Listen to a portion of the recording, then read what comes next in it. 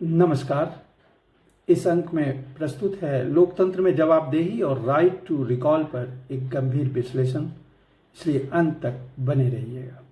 लोकतंत्र में मतदाता की स्थिति मालिक बनाम दर्शक, यानी लोकतंत्र की आधारशिला लोकप्रिय संप्रभुता के सिद्धांत पर टिकी है, जहां शक्ति का अंतिम स्रोत जनता है।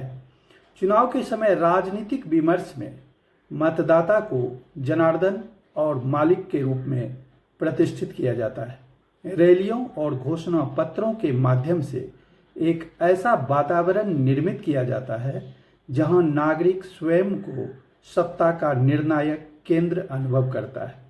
परंतु इस लोकतांत्रिक प्रक्रिया की सबसे बड़ी विडंबना यह है कि मतदान संपन्न होते ही वह शक्तिशाली मालिक अचानक एक मूक दर्शक में परिवर्तित हो जाता है। संवैधानिक नैतिकता के दृष्टिकोण से यह एक गंभीर प्रश्न है कि जो जनता चुनाव के दिन भाग्य विधाता होती है, वही चुनाव के बाद सबसे कम सुनी जाने वाली इकाई क्यों बन जाती है। यह विश्लेषण जनादेश की पवित्रता, जवाबदेही के अभाव और राइट टू रिकॉल जैसे इंस्टीट्यूशनल सुधारों की आवश्यकता पर एक गहन विश्लेषण, संवैधानिक विश्लेषण प्रस्तुत करता है। तो सबसे पहले हम जनादेश का ही विश्लेषण करते हैं। व्यक्ति बनाम विचारधारा। जब एक किसान अपनी उपज के मूल्य की आशा में, मजदूर अपने अधिकारों के संघर्ष में या एक छात्र अपने भविष्य के स्वप्न के साथ मतदान करता है, तो वह केवल एक उम्मीदवार का चयन नहीं करता, उसका जनादेश एक गहरे विश्वास और वैचारिक संरेखन का प्रकटीकरण होता है। एक जागरूक नागरिक वोट देते समय निम्नलिखित तत्वों का चयन करता है, जैसे सबसे पहले वैचारिक प्रतिबद्धता, एक विशिष्ट सामाजिक और आर्थिक दर्शन के प्रति उसका समर्थन होता है। नीतिगत दिशा की बात करें तो राष्ट्र और समाज के विकास के लिए प्रस्तावित एक निश्चित रोड मैप हो, यह भी देखता है। नैतिक मूल्य भी देखता है, उन सिद्धांतों का समूह जिसके आधार पर प्रतिनिधि ने सार्वजनिक जीवन में प्रवेश किया है। फिर साझा विश्वास, यह भरोसा कि प्रतिनिधि निजी हितों के ऊपर सार्वजनिक हितों और जनादेश की सुचिता को प्राथमिकता देगा, ऐसा विश्वास रखता है। समस्या तब उत्पन्न होती है जब प्रतिनिधि चुनाव के पश्चात उस विचार को ही त्याग देता है जिसके नाम पर उसने समर्थन प्राप्त किया था। यहाँ जनादेश का अपहरण एक संवैधानिक संकट बन जाता है। राजनीतिक यथार्थ और शेयर मार्केट की मानसिकता भी आपको यहाँ देखने को मिलेगा। वर्तमान परिदृश्य में राजनीति का स्वरूप लोक कल्याण के स्थान पर राजनीतिक शेयर मार्केट जैसा होता जा रहा है। यहाँ विचारधाराएं गौण हैं और निष्ठाओं की ट्रेडिंग प्राथमिक हो गई है। Trading of loyalties. आया राम गया राम की संस्कृति का यह आधुनिक संस्करण लोकतंत्र के लिए सबसे घातक है। लोकतंत्र के लिए असली खतरा कोई व्यक्ति या दल नहीं है, बल्कि वह मानसिकता है जो संख्या बल को सिद्धांतों से बड़ा मानने लगी है। यह सोच कि जनादेश को बाद में बदला या मैनिपुलेट किया जा सकता है, लोकतांत्रिक ढांचे की जड़ों को खोखला कर रही है। संवैधानिक ढांचा और जवाबदेही का अभाव।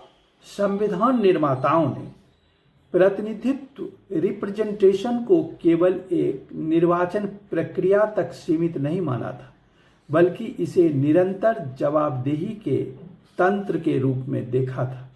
आज सबसे ज्वलंत प्रश्न यह है कि क्या लोकतंत्र केवल 5 साल के धैर्य का नाम है? संवैधानिक जवाबदेही, डेमोक्रेटिक अकाउंटेबिलिटी का सिद्धांत यह कहता है कि यदि एक कंपनी का मालिक अपने अक्षम कर्मचारी को बदल सकता है, तो लोकतंत्र के मालिक जनता को यह अधिकार क्यों नहीं कि वह अपने विश्वास के साथ विश्वासघात करने वाले प्रतिनिधि को कार्यकाल के बीच में चुनौती दे सके। वर्तमान व्यवस्था में नागरिक को केवल अगले चुनाव तक प्रतीक्षा करने के लिए विवश कर दिया गया है, जो सक्रिय नागरिकता के विचार के विरुद्ध है। लोकतंत्र का सुरक्षा कवच और विपक्ष की प्रासंगिकता पर नजर डालें तो लोकतंत्र में विपक्ष की भूमिका केवल एक राजनीतिक प्रतिद्वंदी की नहीं बल्कि एक संवैधानिक सुरक्षा कवच की होती है। शासन करना यदि सत्ता का दायित्व है तो उस पर प्रश्न उठाना विपक्ष का अनिवार्य धर्म है। इसे एक क्रिकेट मैच के रूपक से भी समझा जा सकता है। यदि एक टीम बल्लेबाजी करे और दूसरी टीम विपक्षी टीम मैदान छोड़कर चली जाए तो वह खेल नहीं बल्कि एक तरफा यूनिलैटरल डिक्री, एक तरफा घोषणा बन जाता है। विपक्ष की अनुपस्थिति या उसकी कमजोरी लोकतंत्र के पहिए को डगमगा देती है। जहां प्रश्न समाप्त हो जाते हैं वहां निरंकुशता का उदय निश्चित है। राइट टू रिकॉल की अवधारणा समय समय पर दुनिया के कई देशों में सुनने को मिलता है, अपने देश में भी चर्चा होती है। अवधारणा और विमर्श राइट टू रिकॉल वह वैधानिक अस्त्र है जो निर्वाचित प्रतिनिधि को निरंतर जवाबदेह बनाए रखने की शक्ति रखता है। यह विचार मतदाता को कार्यकाल समाप्त होने से पूर्व प्रतिनिधि को वापस बुलाने का विकल्प प्रदान करता है। इसके पक्ष और विपक्ष में कई तर्क मौजूद हैं। अगर पक्ष की बात की जाए तो निरंतर जवाबदेही आती है।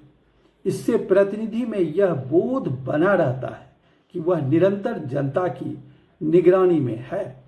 दल बदल पर अंकुश लगता है। विचारधारा बदलने या जनादेश का अपमान करने से पहले प्रतिनिधि पर भारी नैतिक और कानूनी दबाव रहता है। लोकतांत्रिक नियंत्रण रहता है। यह मतदाता और प्रतिनिधि के बीच के पावर गैप को कम करता है। इसके विरोध में भी कई तर्क हैं। राजनीतिक अस्थिरता ला सकता है। विरोधियों द्वारा इस अधिकार का उपयोग विंडिक्टिव पॉलिटिक्स के रूप में, द्वेषपूर्ण राजनीति के रूप में और बार बार चुनाव की स्थिति पैदा करने के लिए किया जा सकता है। इसमें नीतिगत निरंतरता का अभाव हो सकता है। प्रतिनिधियों पर निरंतर दबाव के कारण वे दीर्घकालिक कड़े फैसले लेने के बजाय केवल लोक लुभावन कार्यों पर ध्यान दे सकते हैं। लोकतंत्र की आत्मा और संस्थागत इंस्टीट्यूशनल मजबूती की बात की जाए तो लोकतंत्र केवल नियमित चुनाव कराने का नाम नहीं है। उसकी जीवंतता उन स्तंभों पर टिकी है जो चुनाव के बाद भी इसे क्रियाशील रखते हैं, जैसे स्वतंत्र संस्थाएं जो बिना किसी राजनीतिक दबाव के संवैधानिक शुचिता, संवैधानिक पवित्रता बनाए रखें। जागरूक नागरिकता जो केवल चुनाव के दिन सक्रिय न हो बल्कि सतत प्रश्नकर्ता बनी रहे। फिर जनादेश का सम्मान, यह संस्कृति विकसित करना कि संख्या बल कभी भी सिद्धांतों और नैतिक जनादेश का विकल्प नहीं हो सकता। स्वतंत्र मीडिया जो सरकार की जवाबदेही को जन विमर्श के केंद्र में रखे। और कुल मिलाकर अगर आप निष्कर्ष की बात करें तो सहभागिता बनाम प्रतीक्षा लोकतंत्र की असली हार किसी दल विशेष की पराजय नहीं बल्कि आम जनता के विश्वास की विफलता है। जिस दिन एक मतदाता को यह अनुभव होने लगेगा कि उसका वोट केवल एक दिन का यज्ञ है, उसी दिन लोकतंत्र की आत्मा का क्षरण शुरू हो जाएगा। लोकतंत्र को 5 साल के लंबे इंतजार का माध्यम बनाने के बजाय निरंतर सक्रिय सहभागिता का तंत्र बनाना होगा। जनादेश की शुचिता का संरक्षण इसमें जरूरी है। राजनीतिक दलों को यह समझना होगा कि संख्या बल कभी भी वैचारिक सिद्धांत से बड़े नहीं हो सकते। जनादेश का अपमान लोकतंत्र के प्रति सबसे बड़ा अपराध है।